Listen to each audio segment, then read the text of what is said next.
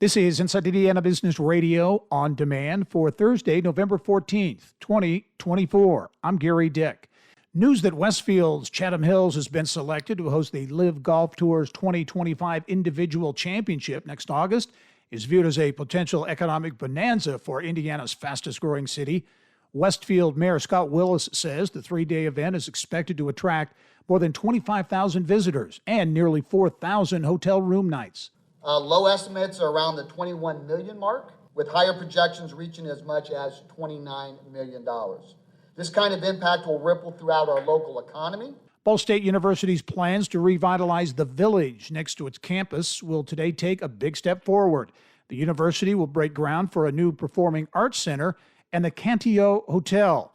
The Performing Arts Center is expected to host some 160 performances annually. The boutique hotel will connect to the center with nearly 100 rooms and a rooftop bar. The Indiana Supreme Court is seeking an additional $12 million over the next 2 years to fund a statewide jail management system and improve security at courthouses across the state.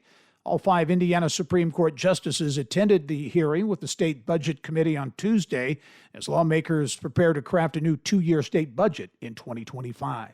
From the state's #1 source for Indiana business news, you're listening to Inside Indiana Business Radio. Indiana, your bold future starts here. IBJ Media, Inside Indiana Business, and the Indiana Economic Development Corporation invite you to the Engage Indiana series, presented by CareSource, Indiana University, and Old National Bank. With an unrelenting focus on growing Indiana's economy, our Engage Indiana events take place in every region of the state. Discover when we'll be in your area at ibj.com/engage. Big infrastructure news in Northeast Indiana. The Indiana Department of Transportation planning to build a new interchange and overpass on US 30 at Columbia City. Projects that will be paid for in part by Fort Wayne-based Steel Dynamics. Upgrades to US 30 have long been a sticking point for Northeast Indiana businesses, including Steel Dynamics, which has a major plant in the region.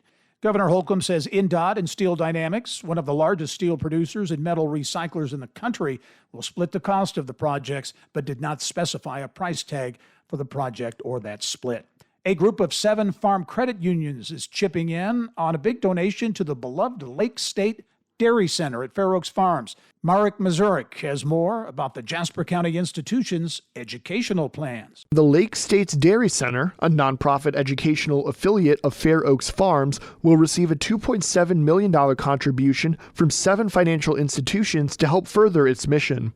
The contribution is expected to help Lake States Dairy Center increase public knowledge and education of sustainable agricultural practices and livestock and food production at Fair Oaks Farms. Lake States Dairy Center operates as an education, dairy promotion, and research arm at Fair Oaks Farm. It opened in 2004 along with the farm and has more than 50 employees. The center draws in more than 100,000 visitors annually. I'm Marek Mazurek for Inside Indiana Business Radio. The World Food Championships has wound up a 5-day run in Indianapolis, a global competition that attracted culinary talents from 35 states and nearly 20 countries to the Indiana State Fairgrounds. One of those winners, Colin Hilton of Indianapolis.